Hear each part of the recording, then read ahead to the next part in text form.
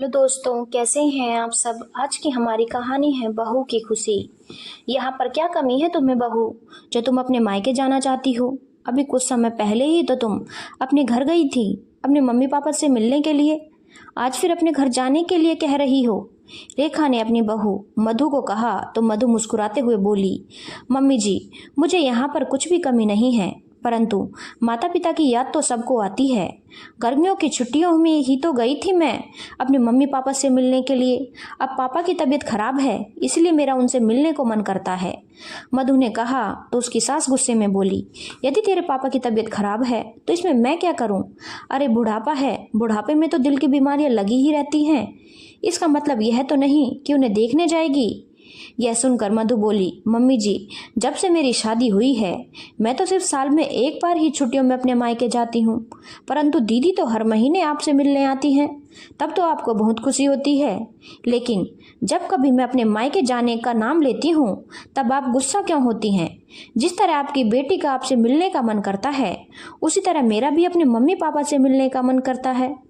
इतना सुनते ही उसकी सास रेखा गुस्से में भड़क गई और मधु से बोली, तू तो मेरी बेटी से चिढ़ती है, इसीलिए ऐसा बोल रही है। अब की बार मैं उसे मना कर दूंगी कि तुम उसे मिलने के लिए यहाँ पर मत आया कर। सास बहू की बातें सुनकर मधु के ससुर मुस्कुराते हुए रेखा से बोले, अरे भाग्यवान, क्यों बात का बतंगड़ बना रही हो। यह सिर्फ तुम्हें अपने मम्मी पापा से मिलकर आने की ही तो बात कह रही है, कोई वहां बसने की बात तो नहीं कह रही। फिर तुम उसे अपने पापा से मिलने के लिए भेज क्यों नहीं देती। बेचारी कह रही है कि उसके पापा की तबीयत खराब है, उन्हें दिल का दौरा पड़ा है, तो उसे रोहित के साथ अपने घर जाने दो। तुम्हें बेटी की तरह बहू की खुशी अच्छी क्यों नहीं लगती। जब बेटी घर आती है तुम खुश होती हो, और जब बहू अपने मायके जाने की बात करती है तब तुम गुस्सा हो जाती हो। यह बात ठीक तो नहीं। तुम्हें बेटी की तरह बहू की खुशी का भी ध्यान रखना चाहिए। अरे खुशकिस्मत हो कि तुम्हें इतनी अच्छी बहू मिली है, तुम्हें कि वह तुमसे पूछ कर ही अपने मायके जाती है। नहीं तो आजकल की बहू अपने सास ससुर से पूछती भी नहीं है और चुपचाप अपने घर चली जाती हैं।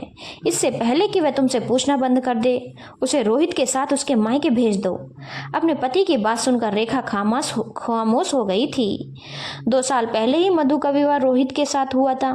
मधु बेहद समझदार और सुलझी हुई युवती थी, जो अपने सास ससुर और पति का बेहद सम्मान करती थी। घर के कामकाज में भी वह बेहद निपुण थी। काम की व्यस्तता के कारण वह सिर्फ साल में एक बार गर्मी की छुट्टी में कुछ दिनों के लिए ही अपने मायके जाती थी, परंतु उसकी ननद नेहा हर महीने सबसे मिलने के लिए अपने मायके आती थी। तब उसकी सास बेहद खुश होती थी, लेकिन जब कभी मधु अपने मायके चलने की बात करती तब उसकी सास उससे गुस्सा हो जाती थी। इसीलिए वह कभी भी अपनी सास से अपने मायके जाने की बात नहीं करती थी। एक दिन दिल का दौरा पड़ने से उसके पापा की तबीयत खराब हो गई थी।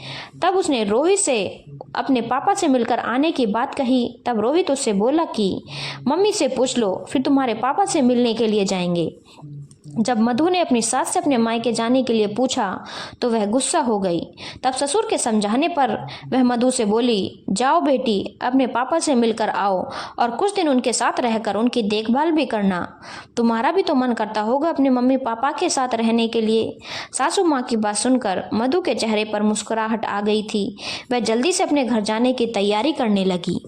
धन्यवाद दोस्तों। अगर आपको कहानी अच्छी लगी हो तो चैनल को लाइक, शेयर और सब्सक्राइब करना ना भूलें।